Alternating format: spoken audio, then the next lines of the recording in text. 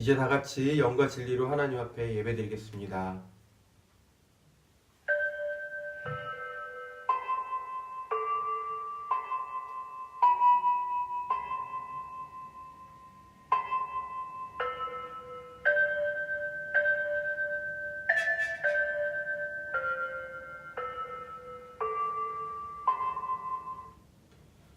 하나님을 자기의 도움으로 삼고 자기의 하나님이신 주님께 희망을 거는 사람은 복이 있습니다.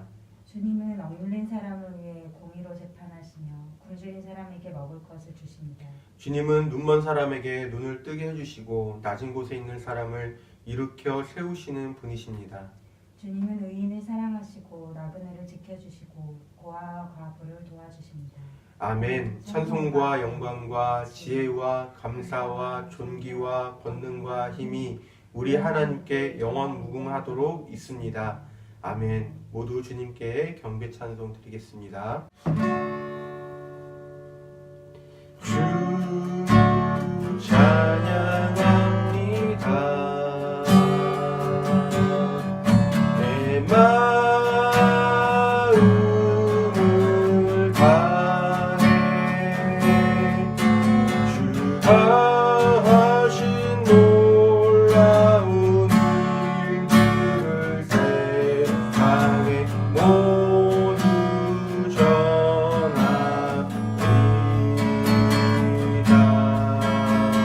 주 찬양합니다.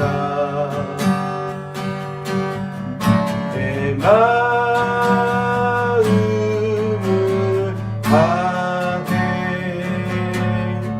내가 주를 기뻐하며 찬양해 할렐루야.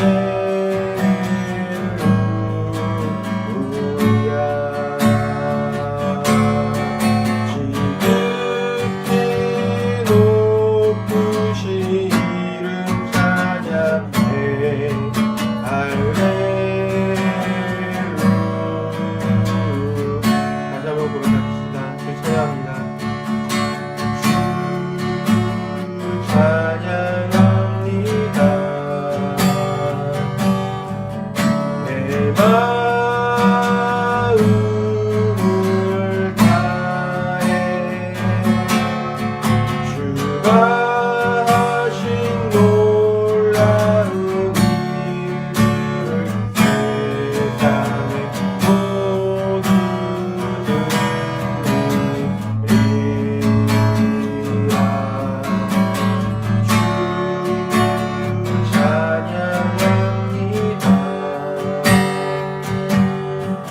내 마음을 다해 내가 주를 기뻐하며 찬양해 할렐루야.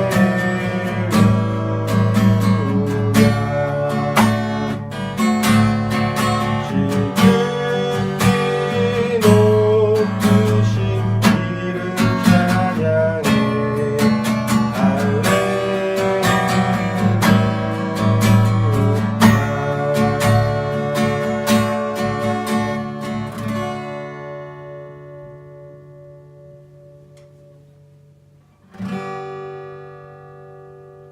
나 주의 믿음 갖고 홀로 걸어도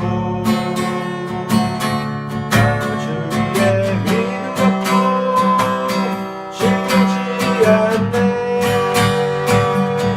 높은 구름 몰아치고 하늘 덮어도 나 주의 믿음 갖고 실망치 않네. 주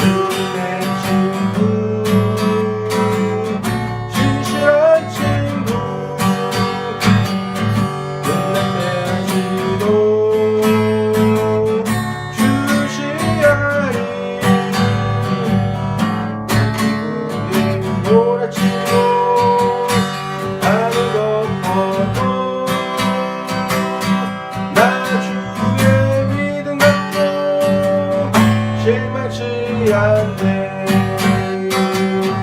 나 주의 믿음 갖고 오늘 걸어도 나 주의 믿음 갖고 실망치 않네. 폭풍을 몰아치고 아무도 없어도 나 주의 믿음 갖고 실망치 않네. 주의 친구 신실한 친구 은혜까지도 주시하리. 폭풍을 몰아치고 하늘도 엎어도 나 주의 믿음 갖고 실패치 않는. 마지막으로 한 번 더 가십시다.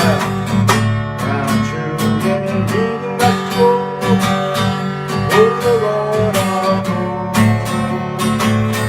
나 주의 믿음 갖고 실패치 않네. 몰아치고 하늘도 엎어도 나 주의 믿음 갖고 실망치 않네. 주의 친구 신실한 친구 은혜까지도 주시하리. 폭풍을 몰아치고 하늘도 엎어도 나 주의 믿음 갖고 실망치 않네.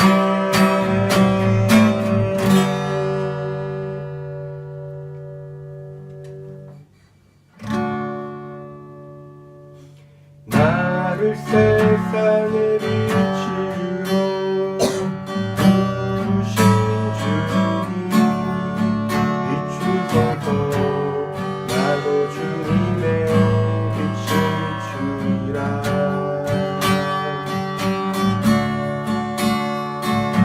나를 세상의 빛으로 부르신 주님 비추소서. 나도 주님의 빛을 비추리라.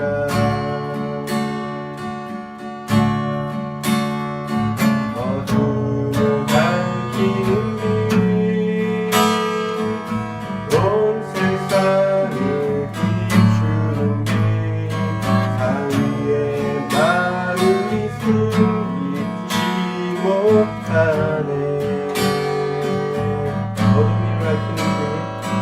어둠을 밝히는 빛 온 세상을 비추는 빛 사위의 마음이 숨기지 못하네. 나를 세상의 빛으로 부르신 주님 비추소서. 나도 주님의 빛을 비추리라.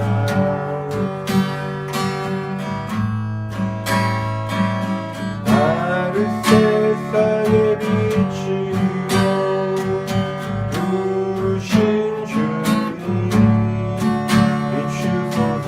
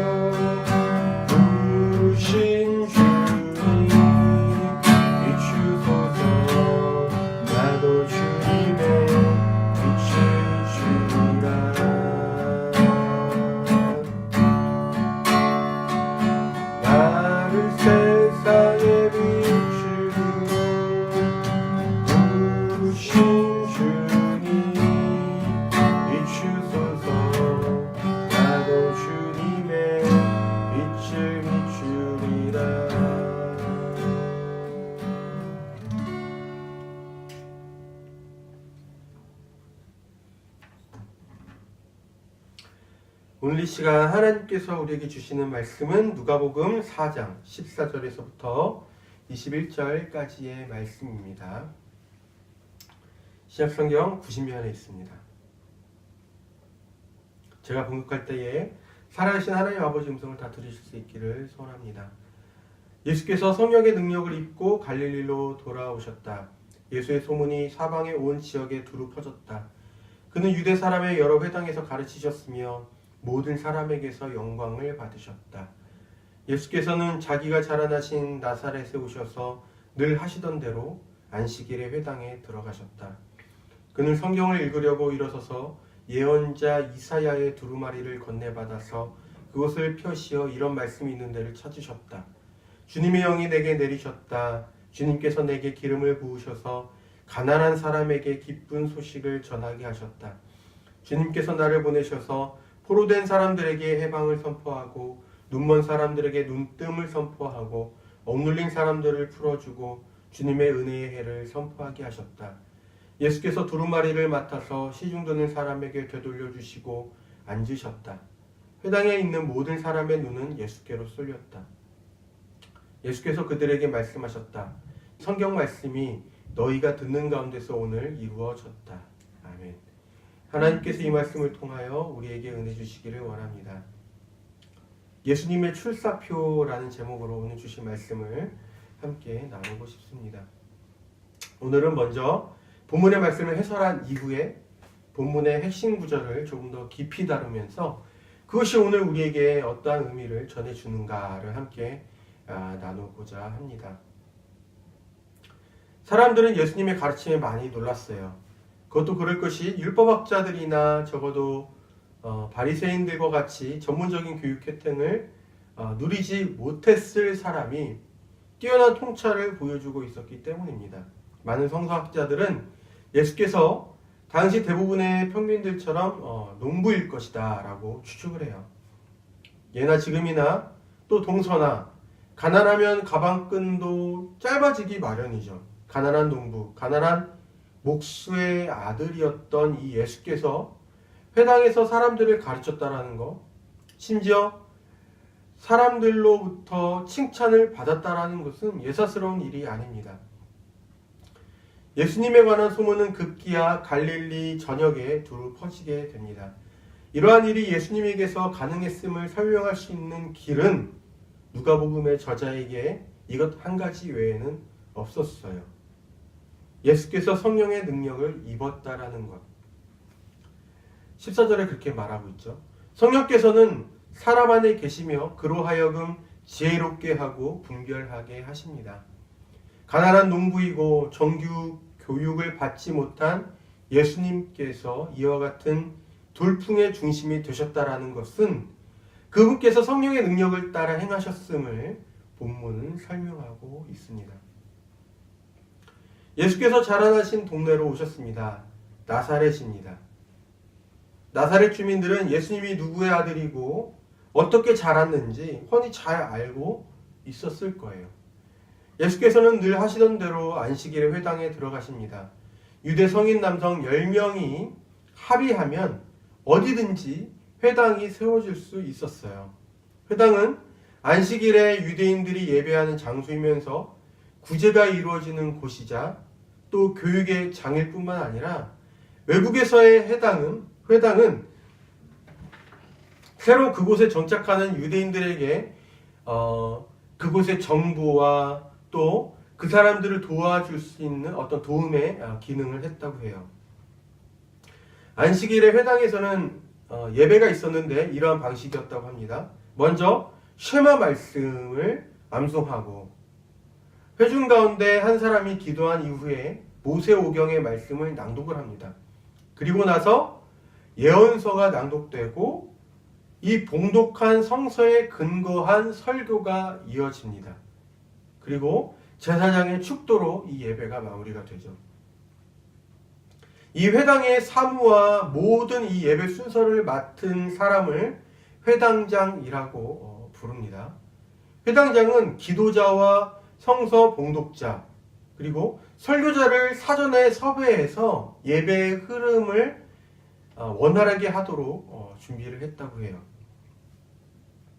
예수님에 관한 좋은 소문이 이미 갈릴리 전역에 있었기 때문에 아마도 회당장은 예배가 시작되기 전에 미리 예수께 성서 봉독과 설교를 부탁했을 것 같습니다. 예수께서는 이사야 61장의 말씀을 봉독하시고 앉으셨어요. 사람들은 일제히 예수님에게 주목합니다. 성서 봉독 다음에 이어질 예수님의 설교가 무엇인지 소문의 그 말씀을 기대했기 때문이죠. 그리고 예수께서는 설교하셨습니다. 하지만 그 설교는 매우 단순했어요. 오늘 본문 말씀의 마지막 절입니다. 이 성경 말씀이 너희가 듣는 가운데서 오늘 이루어졌다. 그리고 오늘 본문에 들어있지는 않지만 이 9절 이후를 보면 예수님의 이 설교 이후에 예수께 호감을 보였던 사람들이 예수님을 배척하는 사람이 됩니다. 그것이 누가복음에서는 처음으로 예수께서 생명의 위협을 받는 장면이 되지요. 본문의 핵심 구절은 예수께서 회당에서 읽으셨다는 이사야서의 말씀과 단 한 줄로 표현된 예수님의 설교 21절의 말씀이라고 말할 수 있어요. 예수께서 읽으신 이사야서의 말씀을 다시 보겠습니다. 주님의 영이 내게 내리셨다. 주님께서 내게 기름을 부으셔서 가난한 사람에게 기쁜 소식을 전하게 하셨다. 주님께서 나를 보내셔서 포로된 사람들에게 해방을 선포하고 눈먼 사람들에게 눈뜸을 선포하고 억눌린 사람들을 풀어주고 주님의 은혜의 해를 선포하게 하셨다. 이 말씀은 구약 이사야서 61장 1절로 2절의 말씀입니다. 이 내용을 보면 주님께서 내게 무엇 하게 하셨다라는 식으로 되어 있다는 것을 우리가 알게 되는데요.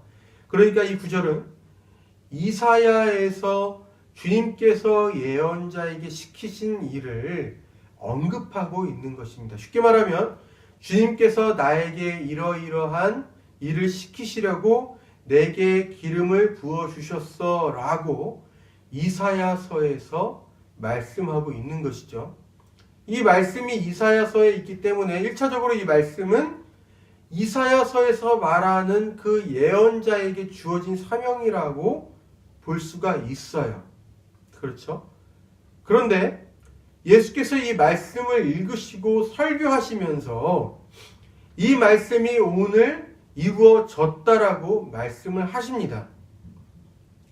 이것이 의미하는 바는 예수께서 이사야서의 이 말씀을 단순히 이사야서에서의 그 예언자의 사명으로 이해하신 것이 아니라 바로 자기의 사명으로 이해하셨다라는 것을 의미하는 거예요. 예수님 자신이 바로 이 예언자의 사명을 하나님께로부터 부여받았다라고 이해하셨다라는 것이죠. 그러니까 이 말씀의 내용은 곧 예수께서 하실 일, 바꿔 말하면 하나님께서 예수께 하라고 명하신 일이라는 말입니다. 여기에는 당시 세계에 대해서 하늘의 하나님께서 하시고자 관심 갖고 계신 그 일, 바로 그 일과 예수께서 장차 하시고자 하는 일이 들어있다는 거예요. 그것들은 이러한 것입니다. 첫째, 가난한 사람에게 기쁜 소식을 전하는 것입니다. 둘째, 포로된 사람들에게 해방을 선포하는 것입니다. 셋째, 눈먼 사람들에게 눈뜸을 선포하는 것이고요. 넷째, 억눌린 사람들을 풀어주는 것이고, 다섯째, 주님의 은혜의 해를 선포하는 것입니다. 바로 이 일이 하나님의 관심사이자 예수께서 자신이 해야 할 일이라고 여겼던 일이라는 것이죠. 그러면 한번 살펴보십시다. 첫째, 가난한 사람에게 기쁜 소식을 전하는 것이다. 이 구절에서 가난한 사람이라는 표현은 적빈자를 가리켜요. 적빈. 이 적자는 헐거벗을 적자거든요. 그러니까 말 그대로 구걸해서 먹고 사는 사람을 말해요. 그냥 어느 정도 쪼들린 형편의 사람이 아닙니다. 그 정도의 가난한 사람이 아니라 완전 헐거벗은 사람, 구걸해서 먹고 살아가야 하는 이 사람을 가리키거든요. 그러니까 이 구절을 문자적인 의미를 살려서 우리가 다시 표현하면 이래요. 구걸해서 먹고 사는 사람에게 기쁜 소식을 전하는 것이다. 이게 바로 예수께서 하시고자 하는 일이라는 거예요. 그러면 이것만큼 불편하게 다가오는 것이 잘 없습니다. 하나님께서 이 세상에서 하시고자 하는 일이, 그리고 예수께서 장차 하시고자 하는 일이라는 것이 구걸해서 먹고 사는 사람에게 기쁜 소식을 전하는 것이라면 그 이외의 사람들은 뭐가 되는가? 차별 아닌가? 이런 생각이 들게 되는 것이죠. 오늘 우리뿐 아니라 이미 이 구절을 오래전부터 대한 사람들도 이 구절이 주는 당혹감을 해결하고 싶어 했어요. 그래서 다른 복음서에서는 이 가난한 사람 이 앞에 이 단어를 추가하기도 합니다. 그래서 마음이 가난한 사람이 되죠. 물론 영적으로 오늘 이 누가복음에 있는 이 가난한 사람을 이해를 하면 거기까지도 나아갈 수가 있어요. 영적으로 해석을 하면 무언가 하나님의 정의와 올바른 것에 대해서, 공의에 대해서, 하나님의 개입과 하나님의 이 다스리심에 대해서 목말라 있는 사람, 그런 측면에서 영적으로 가난한 사람이라고 해석해도 돼요. 하지만 본래 이사야서에 적힌 그 단어와 이 누가복음에 여기에 이 명시된 이 단어 그 자체가 보여주는 그 의미는 마음이 가난한 사람이 아니라 1차적으로 정확하게 가난한 사람, 그러니까 남들에게 구걸하면서 먹고 살아가는 그 사람을 가리킨다라는 거예요. 그렇다면 이 구절은 정말로 가난한 사람에게는 기쁜 소식이고 가난하지 않은 사람에게는 불행한 소식인가? 정말 이것을 말씀하고 있는가라고 우리가 물을 수가 있어요. 우리가 이것을 바르게 이해하기 위해서는 우리가 기억해야 될 것 두 가지가 있습니다. 첫째, 하나님의 관심은 하나님께서 지으신 모든 존재들, 그 존재들이 존재 그 자체로 평화를 누리는 것, 주어진 삶을 영위해 나가는 것에 있다라는 거예요. 다른 하나는 누군가가 타인의 힘이나 이 권력으로 부당하게 고통을 받을 때 하나님께서는 바로 그 고통받는 사람의 편에 기꺼이 서신다라는 것입니다. 이 두 가지를 우리는 하나님의 성품과 관련해서 반드시 기억할 필요가 있어요. 그러면 가난한 사람에게 기쁜 소식을 전하는 것이 하나님의 관심이자 예수께서 하실 일이라는 이것은 이러한 의미를 갖습니다. 어떠한 개인이 가진 힘과 권력이 다른 사람에게 부당하게 행사되어서 결국 그 사람이 적빈자, 구걸해서 먹고 살아가게 된다고 해도 그것이 묵인되는 사회를 하나님께서 미워하신다라는 거예요. 그리고 그것을 결코 두고 보지 않으신다라는 것을 가리킵니다. 실제로 당시 왕과 귀족들, 거기에 결탁한 종교 권력자들, 그리고 거기에 기생하는 세리들과 군인들, 이러한 사람들 때문에 자기 땅에서 농사짓던 사람이 땅을 잃어버리고 소작농이 되는 일들이 빈번하게 일어났다고 하지요. 힘과 권력을 가진 개인의 이기심과 탐욕이 타인을 향해 억압으로 표현될 때 그것이 타인의 삶을 마구자구 파괴시키는 데도 그러한 형태가 지속될 수 있었던 것은 그 사회가 그것을 묵인했기 때문입니다. 우리는 그것을 그 사회에 구조화된 악이라고 부르고 있죠. 가난한 사람에게 기쁜 소식을 전하는 일을 하나님께서 예수님을 통해서 하실 일로 생각하고 계시고 예수님 자신도 내가 앞으로 그런 일을 할 것이다. 그런 일을 해야 한다라고 생각하고 있었다는 것은 이미 그러한 폭력이 구조화된 그 사회에 대해서 하나님께서 미워하시고 무언가를 하시고자 한다라는 것을 가리킨다는 거죠.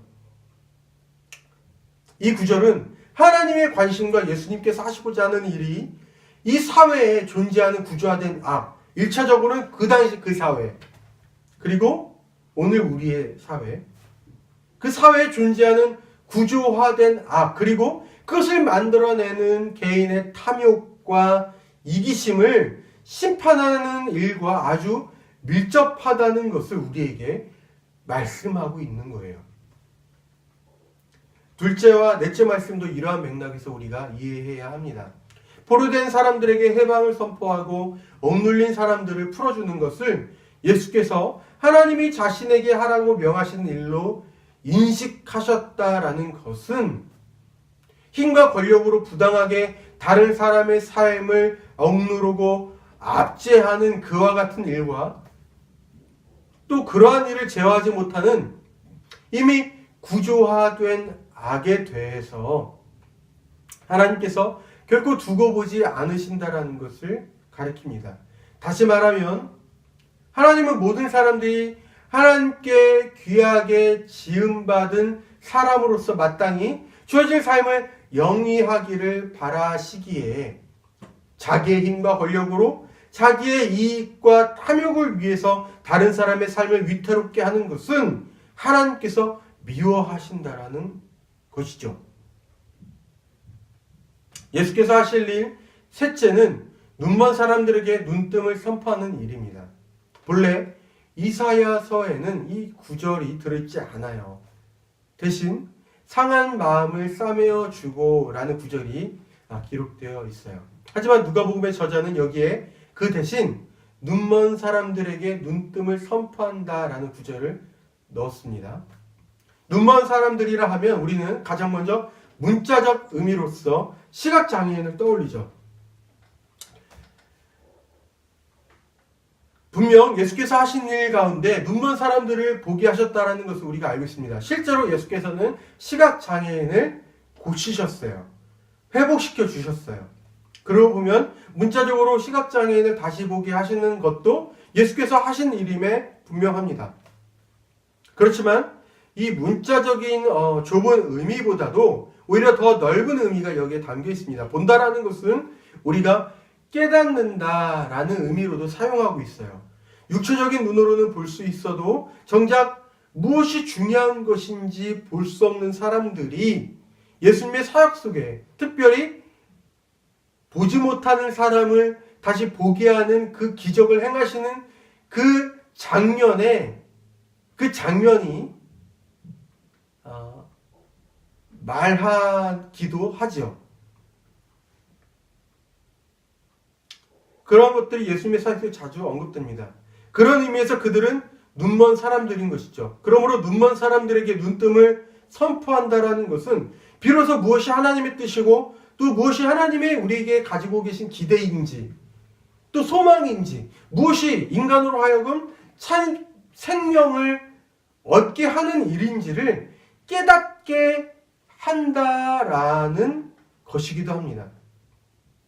예수께서는 하나님의 형상대로 지음받은 인간의 참 모습, 참 인간의 삶을 사람들에게 일깨워 주셨을 뿐만이 아니라 당시 율법의 문자적인 의미와 형식에 얽매인 사람들에게 그 율법을 주신 하나님의 정신을 깨달아 알게 해주심으로써 그 율법의 문자적인 것과 형식으로부터 자유를 누리도록 일깨워 주셨습니다. 마지막은 주님의 은혜의 해를 선포하는 거예요. 주님의 은혜의 해를 성서에서는 희년, 기쁨의 해라고 부릅니다. 희년에 대한 내용은 구약의 레위기서 25장에 기록되어 있어요.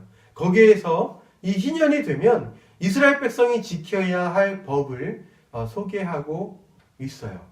50년마다 지켜야 하는 이 희년에는 동족을 종으로 삼고 있을 때 그에게 다시 자유를 줘야 했고, 가족과 고향을 떠나 얽매였던 사람들은 누구나 자기 가족과 고향으로 자유롭게 돌아가게 해야만 했습니다.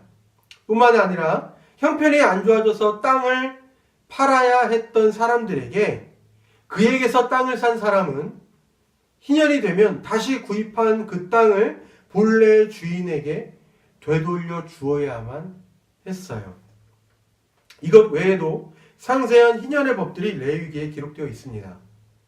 이러한 희년의 정신을 한마디로 표현하면 자유라고 말할 수가 있어요. 자유, 해방된 자유라고 말할 수 있습니다. 하나님께서 이스라엘에게 이러한 희망의 법을 주신 이유는 이스라엘 사회 안에 50년마다 한 번씩 자정의 기회를 주신 것입니다. 힘과 권력을 가진 사람들이 약자들의 궁핍함을 이용해서 영영 무궁히 자손 대대로 그 권력과 부를 이어가게 됨으로써 그 사회 속에 불평등과 불의가 이어지지 않도록 희년의 법을 주셨던 것이죠. 하지만 역사적으로 이스라엘이 이 희년의 법을 지킨 적은 한 번도 없다고 해요. 권력을 준 사람들이 희년의 족쇄에서 벗어나기 위해서 50년이 되기 직전에 종의나 토지와 관련된 계약을 갱신하는 식으로 편법을 자행했기 때문입니다. 예수께서는 희년을 선포하시는 것을 자신의 사명으로 인식하였어요. 이 구절의 의미는 바로 그 시대가 희년의 정신을 지켜야 하는 시대라는 것을 의미합니다. 하나님은 예수께서 안식일 회당에서 이사야서의 말씀을 읽으시는 바로 그때 그 시대의 사람들이 희년의 정신을 지켜야 한다고 보셨다라는 거죠. 50년이 되는 해마다 지켜야 하는 희년이 아니라 바로 그때 그 희년을 지켜야 한다고 말씀하신 것입니다. 하나님께서 그 시대에 기대하시는 일은 그만큼 즉각적인 것이었다라는 거예요. 예수께서 읽으신 이사야서의 말씀은 예수님 당시 유대 사회의 그 사회상과 무관하지 않습니다. 가난, 기근, 전쟁, 포로, 억압, 항쟁, 이러한 상황들이 당시 백성들 안에 현실로서 존재하고 있었어요. 예수께서는 이사야서의 말씀을 읽으시면서 그것이 먼 옛날 이사야서가 말하고 있는 예언자에게 위탁된 하나님의 일이 아니라 바로 예수님 시대 그 지금 자신에게 위임된 하나님 일이라고 인식하셨어요. 하나님은 예수님의 시대, 바로 그 시대, 그 세계의 가난과 질병, 포로, 억압의 현실에 예수님을 통해서 개입하시고자 했던 것입니다. 우리가 성서를 묵상하면서 발견하는 것은 하나님은 저 피안의 하나님의 나라가 어떠한지에 대해서 말씀하시기보다는 오히려 이 세상에서의 하나님 나라에 관해서 압도적으로 더 많은 것을 또 더 자주 말씀하고 계신다라는 겁니다. 예수님의 가르침과 이 사역은 전쟁을 통해서 이 세계에 평화를 가져올 수 있다. 그 평화를 가져왔다. 라고 하는 이 로마와 힘으로 백성을 다스리는 로마 황제의 통치 방식이 아니라 만약에 하나님께서 이 세계를 다스리신다면, 그분이 왕으로서 이 세계를 다스리신다면 그분이 다스리는 나라는 어떠한 나라인지를 드러내 주는 것이었어요. 예수님의 말씀을 듣고 그분의 사역을 경험한 사람들은 누구나 로마 황제가 아니라 하나님께서 왕으로 다스리시는 나라에 대한 비전을 보았고 그 나라를 상상할 수 있었다는 것입니다. 하나님의 관심이 저 멀리 피안의 천국이 아니라 죽어서 가는 그 나라가 아니라 지금 이 세계 개인의 크고 작은 이기심과 탐욕이 서로 충돌하고 힘 가진 사람이 자신의 기득권을 더 유지하고 또한 더 강화하기 위해서 다른 이들의 생명을 자기의 손아귀에 쥐는 이 불의가 생생하게 살아있는 바로 이 세계에 관심을 가지고 계십니다. 우리의 시대에 전쟁 포로와 같은 일은 없죠. 낯선 개념입니다. 하지만 다른 의미에서 힘 가진 사람들에게 사로잡힌 이 포로와 같은 사람이 우리 시대에 우리 현실에 존재해요. 자기 안전에 대해서 자기 결정권을 가지지 못한 사람들, 그저 생업에서 쫓겨날까 싶어서 힘 가진 사람들에게 어떤 말도 하지 못하고 살아가는 사람들이 바로 그런 사람들일 수 있습니다. 태안 화력발전소에서 얼마 전에 유명을 달리한 우리 그 청년 김용균처럼 말이죠. 지금의 시대나 예수님의 시대나 가난과 포로됨과 같은 이러한 일들은 구조화된 사회의 악의 그 틀 안에서 힘을 가지고 있는 개인이 타인을 향해서 권력을 행사할 때 만들어지는 인위적인 불균형의 상태입니다. 그러한 일은 모두가 탐욕스러운 인간이 만들어내는 것이죠. 누군가는 말합니다. 예수 믿고 구원받아서 천국에 갑시다 라고 말이죠. 맞는 말이에요. 하지만 여기에는 많은 보충적인 설명이 필요해요. 예수께서는 우리가 예수를 주님으로 믿는 사람들이 예수께서 그러하셨듯이 당대 사람들의 삶, 특히 강자가 약자를 지배하고 또 그렇게 하여도 별다른 제재를 받지 않을 만큼 구조화된 사회의 악에 대해서 눈을 뜨고 직시하기를 원하십니다. 예수 믿고 구원받아 천국 갑시다 라는 말에서 예수 믿고에 해당하는 것은 바로 지금 살아가는 우리 시대, 무엇이 강자가 약자를 억압하는지 밝히 깨닫고 그것을 바르게 돌리기 위해서 내가 해야 할 바를 감당하는 것입니다. 그것이 바로 예수 믿고에 해당한다는 것이죠. 적어도 오늘 본문 말씀, 누가복음의 말씀의 기초에서는 그렇다라는 거예요. 예수 믿고 구원받아 천국에 갑시다라는 말은 이 세계에서 일어나는 일, 작게는 내가 겪고 내 주변의 사람들이 겪는 일들에 대해서 무관심하고 그저 종교적인 행위를 지키라는 말이 아닙니다. 하나님께서 이 땅에서 벌어진 수많은 강탈의 현장에 관심을 가지고 계시듯이 예수 믿는 사람은 이 세계의 부조리한 현실에 눈을 떠야 한다는 것을 이 구절이 우리에게 말씀하고 있어요. 우리는 늘 강자도 늘 약자도 아닙니다. 우리는 약자이면서 강자이기도 하고 강자이면서 약자이기도 해요. 우리가 만나는 상대에 따라서 우리가 처한 상황에 따라서 우리가 강자인지 우리가 약자인지 결정되는 것이죠. 하나님께서는 모든 인간이 지음받은 그 고귀한 존재로서 삶을 영위하기를 바라십니다.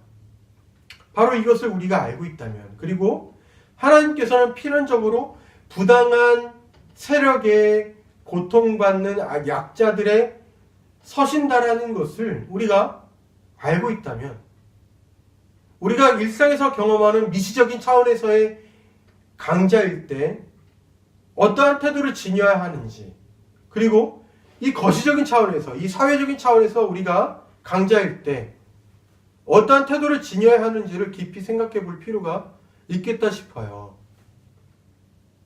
부디 우리가 일상에서부터 우리가 갑일 때에는 을과 더불어 살아가는 방식으로서 살아내면서 이미 이 사회에 구조화된 악이 점차 무너지는 날들이 오기를 바랍니다.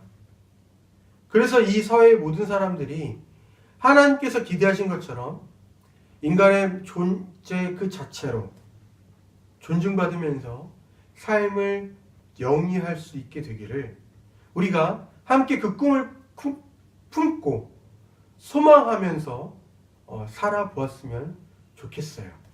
기도하겠습니다. 주님은 이 세상의 부조리한 현실에 주님의 빛을 비춰 악한 자에게는 부끄러움과 회개할 기회를 주시고 약한 자에게는 기쁨을 주시는 분이십니다. 저희도 주님의 그와 같은 마음을 헤아려 이 땅에서 저희가 감당해야 할 바를 잘 감당할 수 있도록 도와주십시오.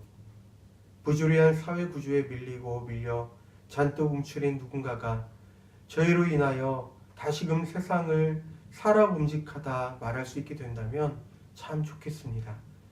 주님 그리 인도하여 주십시오. 예수님의 이름으로 기도합니다. 아멘. 우리 오는 눈물로 하늘에 씨앗을 심는다. 덮을 수 없어 무너진 가슴에 저들의 푸른 꿈 다시도 당하도록 우리 함께 땀 흘려 소망의 길을 만든다. 내일로 가는 길을 찾지 못했던 저들 노래하며 달려갈 그리 그날의 눈물이라 새벽 이슬 같은 저들 일어나 뜨거운 가슴 사랑의 손으로 이 땅 쉬우하며 행진할 때 오래 황폐하였던 이 땅을 일어나 순결한 꽃들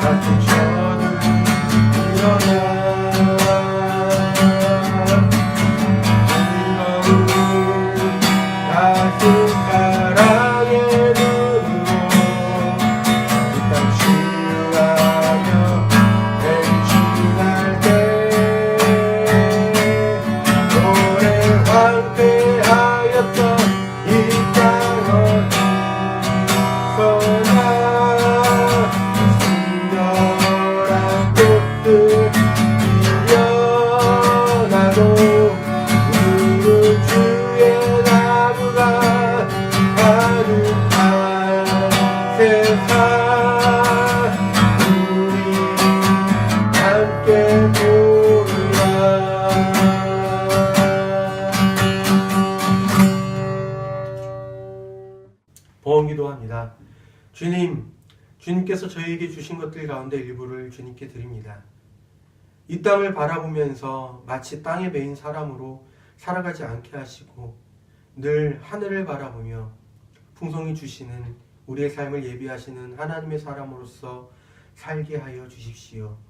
주님, 이 교회에 예물 드리는 이들의 삶과 그 마음을 살펴주셔서 나누고 베푸는 일에 어렵지 않도록 채워주시고 교회에 드려진 이 예물이 하나님의 사랑이 필요한 곳에 아름답고 적절하게 잘 사용되도록 인도하여 주십시오. 감사드리며 예수님의 이름으로 기도드립니다. 아멘. 하루하루 건강하고 행복하게 살아갈 수 있기를 빕니다. 우리는 교회 주일 공동체 예배는 주일 오전 11시 이곳에서 모여드리고 있어요. 이번 주간에는 임상순 정경화 선교사님 가정이 언어와 현지 문화를 습득하는 일에 능률이 있기를 위해서 기도해 주시면 좋겠습니다. 다 같이 파송 찬양을 부르시고 세상으로 나아가겠습니다.